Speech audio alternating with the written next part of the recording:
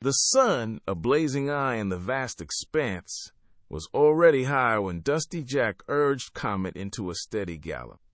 Ochre plains unfurled before them, an endless canvas beneath an impossibly blue sky. Jack, his lean frame belying formidable strength, adjusted the wide brim of his hat, deflecting the harsh glare. "Another day, old girl," he murmured, patting the horse's sweat-slicked neck. "More miles between us and Harmony Creek." Comet, a magnificent dun renowned for her speed, snorted her assent, her powerful legs devouring the ground. Jack cherished his work.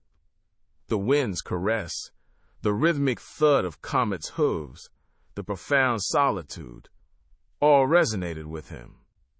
As a post rider, he was a vital thread, weaving together isolated outposts and burgeoning settlements.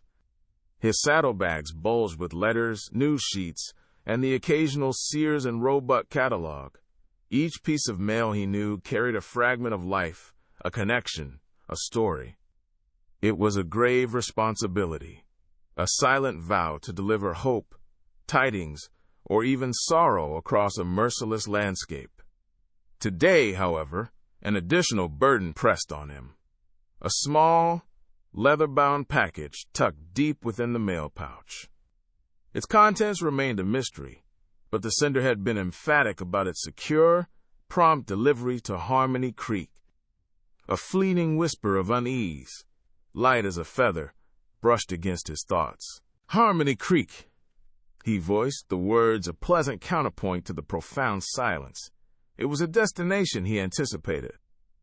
Unlike some of the rough-and-tumble settlements he frequented, Harmony Creek was famed for its tranquil charm and welcoming inhabitants. He pictured the towering clock tower, its hands ever true, a bastion of order in a world often chaotic. He imagined the aroma of fresh-baked bread from Mrs. O'Malley's bakery, the cheerful greetings from Old Man Henderson at the general store, and the easy camaraderie at the town's sole saloon, where the whiskey was fine and the music authentic. As they rode, Jack's observant gaze scoured the horizon. A lone hawk wheeled high above, a testament to the untamed grandeur of the land.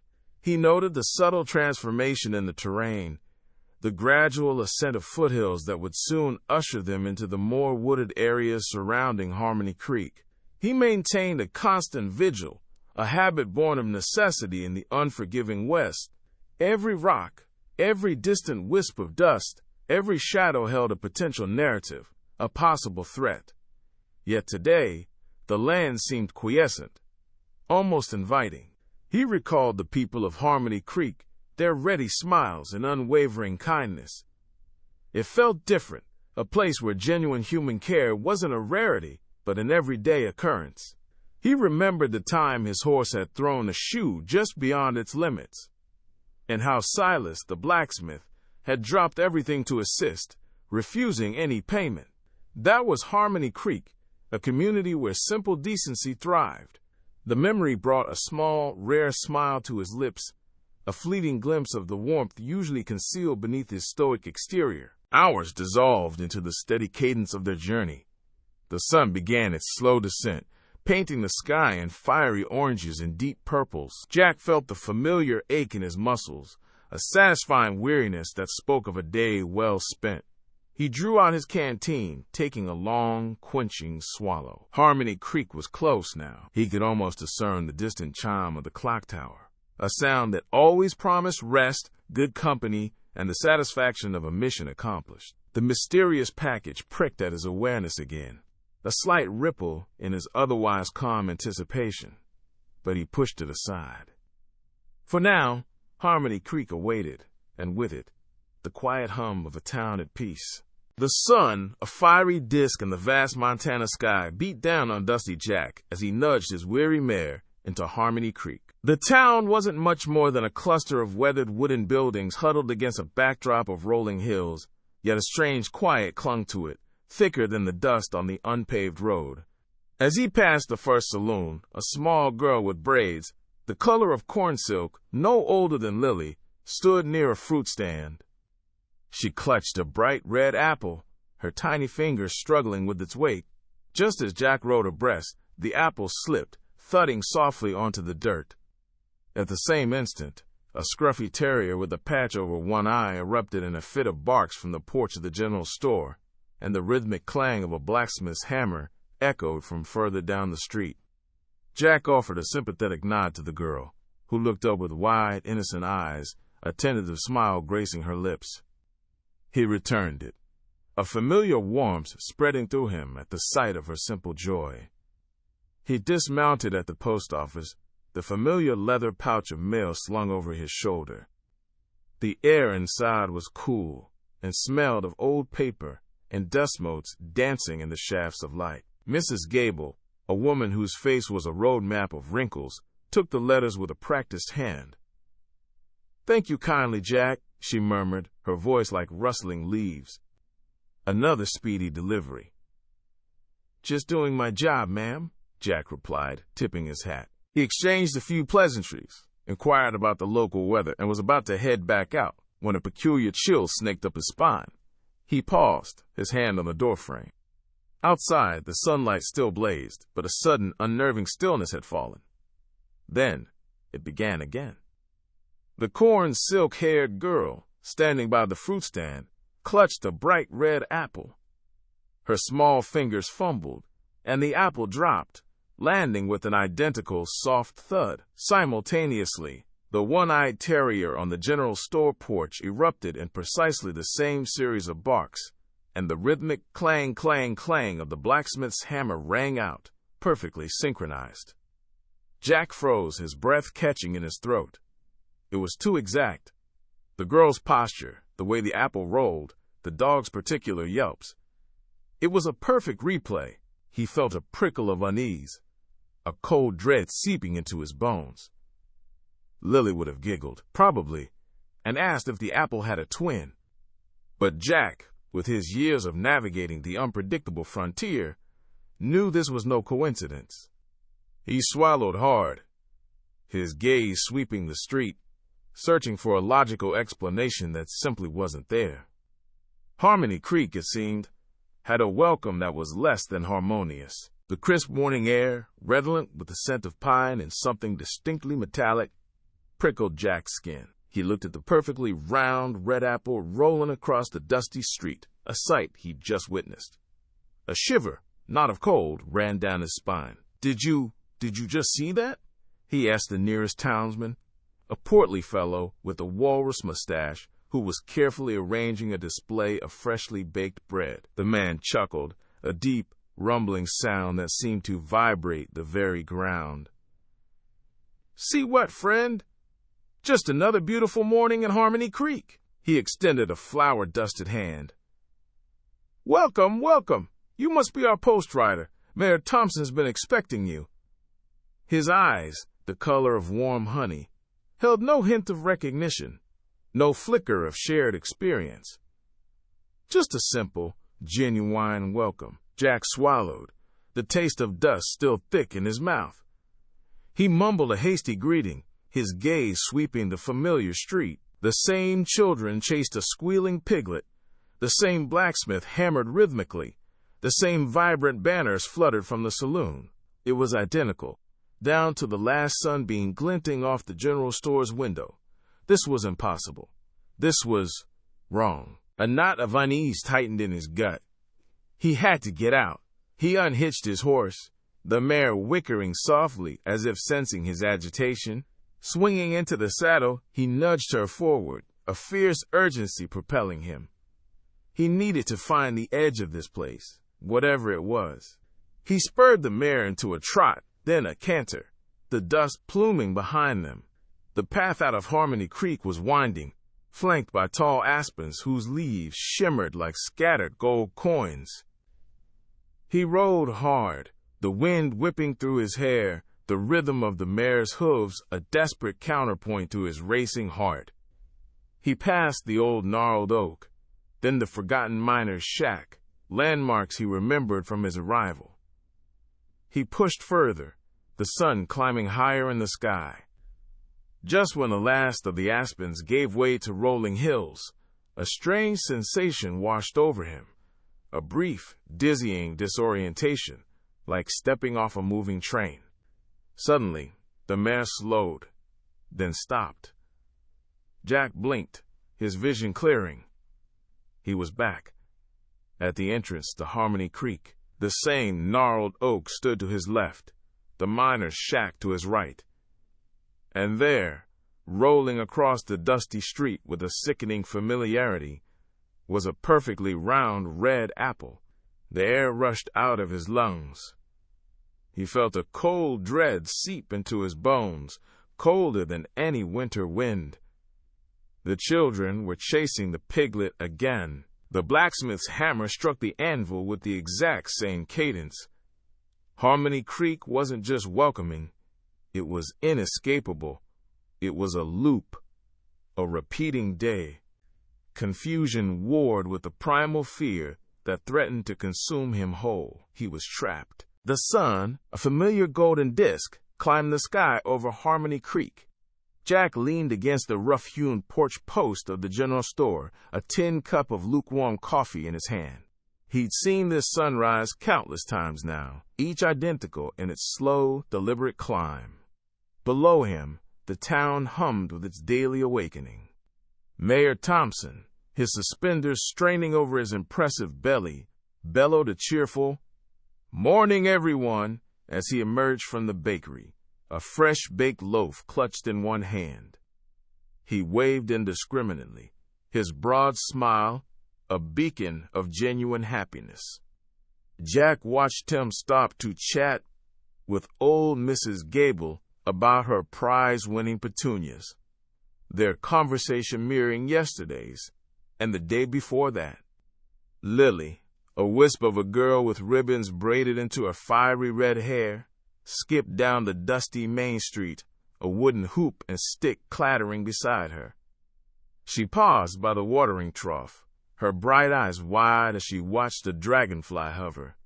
She was a constant, pure joy, oblivious to the repetition, each day a new wonder. Jack drained his coffee. He had to try. Again, he approached a group of men gathered near the livery, discussing the peculiar behavior of Mr. Henderson's mule. "Fellas," Jack began, trying to keep his voice even, "don't you notice anything off about today?" A burly blacksmith named Silas chuckled, wiping sweat from his brow. "Off, Jack. Only thing off is that mule's stubbornness. Wants to sleep standing up, that one." He offered Jack a hearty slap on the back. "Come on. Join us for a game of horseshoes later. Your mind's wandering."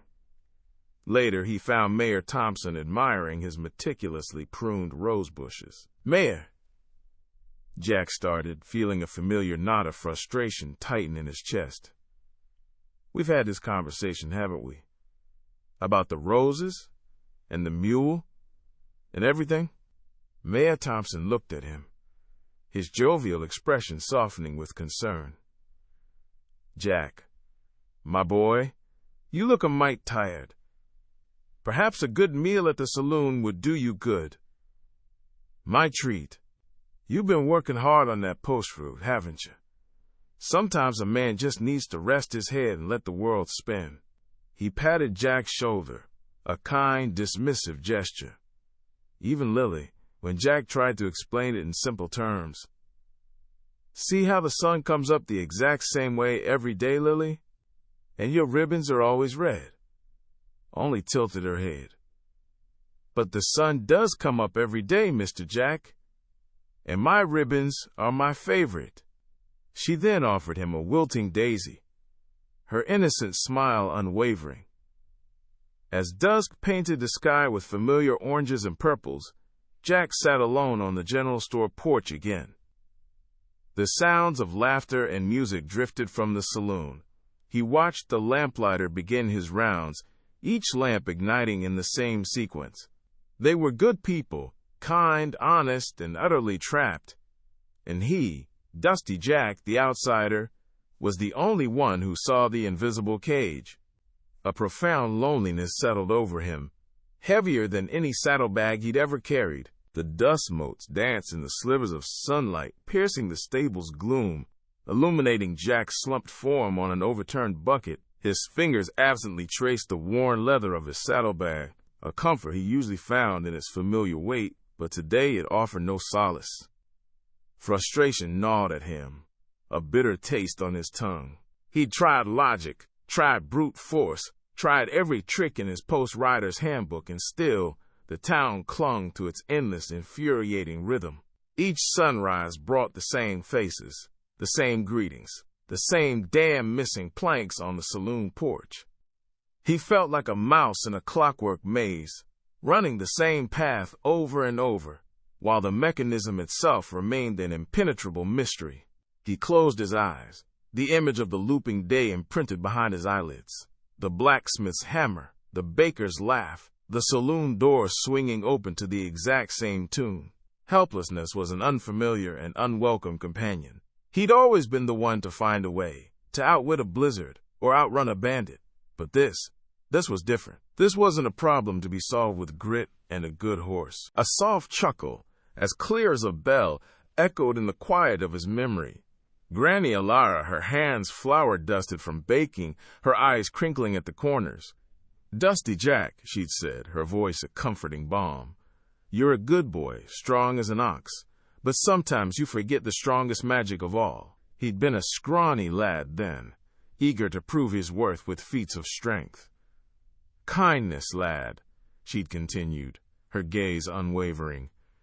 "Kindness is the strongest magic. It can open doors that steel can't bend, and mend hearts that time can't heal." He'd scoffed then, convinced muscle and cunning were far more practical. Now, years later, her words settled over him like a warm blanket on a cold night. Kindness. He'd been so focused on breaking the loop, on fixing it, on understanding its mechanics, he hadn't considered approaching it from a different angle. He'd observed, he'd questioned, he'd even tried to subtly guide events, but he hadn't truly connected. He'd treated the town and its people as part of the problem, not as individuals within it. A spark ignited in the gloom of his thoughts, small but insistent. What if the loop wasn't something to be fought, but something to be understood through empathy? What if the key wasn't in escaping or explaining, but in simply being kind? The idea felt foreign, yet strangely right. He'd been trying to impose his will, to force a solution. Perhaps the answer lay in surrender, in genuine human connection, in offering a hand rather than a plan. He pushed himself up, the bucket clattering behind him. The sun was setting again, the familiar orange glow painting the stable walls. Tomorrow, the loop would reset. And tomorrow, Dusty Jack would try something new. He would try kindness. The sun, a familiar copper coin in the sky, rose yet again over Harmony Creek. Jack, perched on a weathered fence post outside the livery, watched the first rays paint the dusty main street. He'd seen this dawn countless times, each identical to the last, yet today a flicker of determination ignited within him. Lily's words, "Maybe kindness is the key," echoed in his mind, a quiet mantra against the town's repetitive hum. His first opportunity arrived with Mrs. Gable, a woman whose face was etched with worry lines that never seemed to deepen or fade.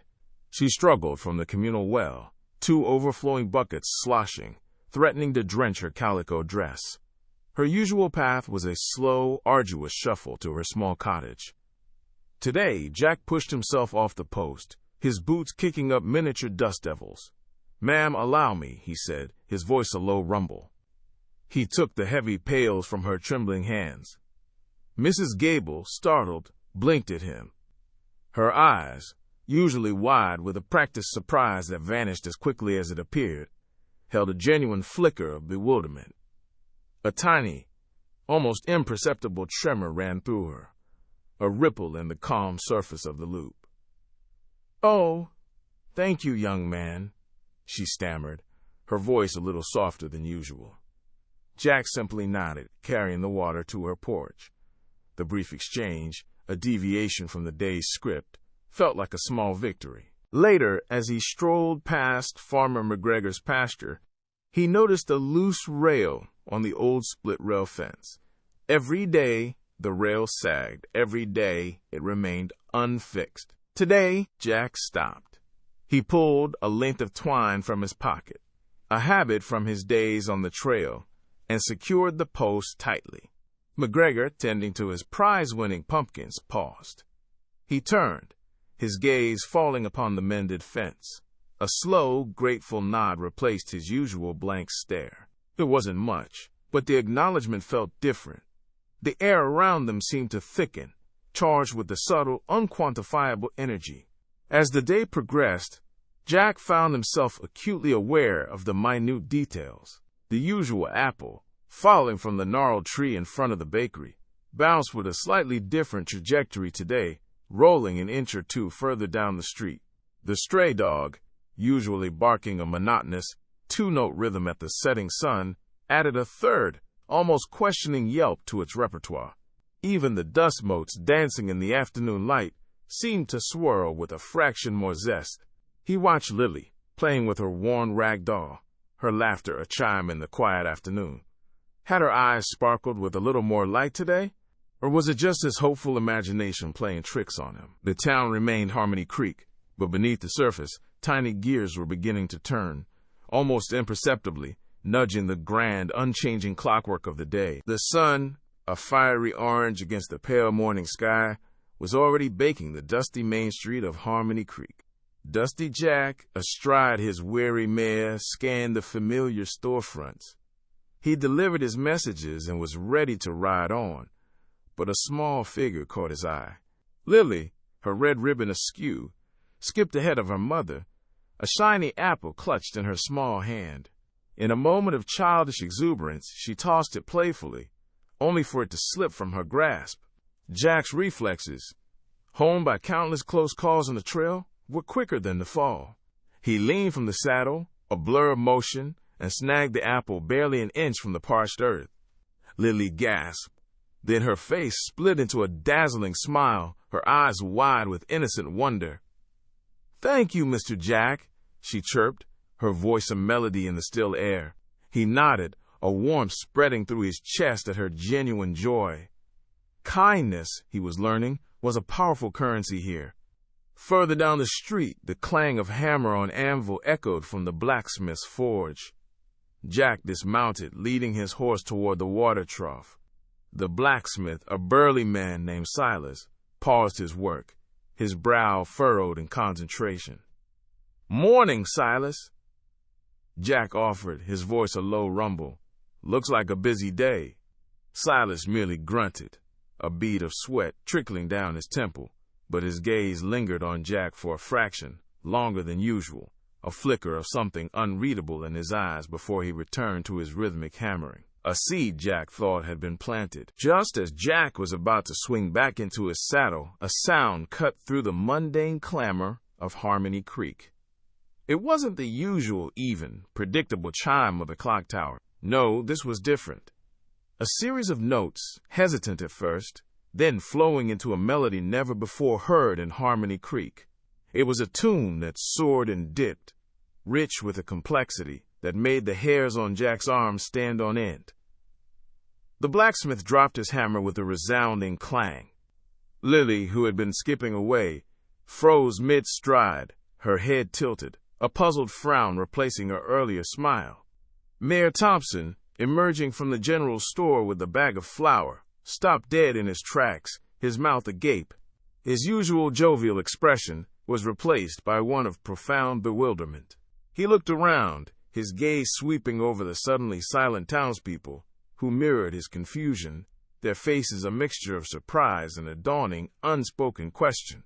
The familiar world of Harmony Creek had just played a new tune, and no one knew what it meant. The first hint of dawn, typically a carbon copy of all its predecessors, felt different. Dusty Jack, usually roused by the exact same crow's call and the precise clatter of Mrs. Gable's milk pail, woke to a silence that stretched just a fraction too long. He sat up, the springs of his cot protesting with a novel creak. Sunlight, buttery and warm, spilled through his window at an angle he didn't recognize. He stepped outside, his boots crunching on gravel that felt, for the first time, truly gritty beneath his soles. Usually, Lily would be at the edge of the general store porch, a perfectly red apple poised to tumble from her grasp. Today, however, Lily wasn't clutching an apple. She was giggling, her bright yellow dress a blur as she darted across the dusty main street, her tiny hand outstretched towards a monarch butterfly with wings like stained glass. The butterfly danced just out of reach, leading her on a merry chase towards the creek. Dusty Jack's breath caught. No apple, no fall. A low growl rumbled near his feet. Buster, the town's shaggy one-eyed dog, was nose-deep in a patch of wild mint, his tail wagging a slow, exploratory rhythm. His usual 3 sharp barks at the precise moment of the clock tower's chime were conspicuously absent. Instead, he let out a soft whine, then began to dig, scattering earth with an enthusiasm Dusty Jack had never witnessed. A new scent. A truly new scent. The metallic clang from the blacksmith's forge, usually a rhythmic, unvarying beat, now held a curious, almost melodic quality. Dusty Jack walked closer, his heart thrumming with a hope he hadn't dared to fully embrace. Inside, old Silas, his brow furrowed in concentration, wasn't shaping another horseshoe. He was meticulously working a piece of intricate iron, twisting it into a delicate spiraling vine. From his lips, a tune, light and unfamiliar, spilled into the air. Not the same old sea shanty, but a cheerful, lilting melody that spoke of green fields and open skies. Mayor Thompson, emerging from his office, stopped dead in his tracks, his usually jovial expression replaced by one of profound bewilderment. He watched Lily chase the butterfly, then Buster dig, then Silas hum. He turned to Dusty Jack, his eyes wide. "Dusty Jack," he began, his voice a bewildered whisper.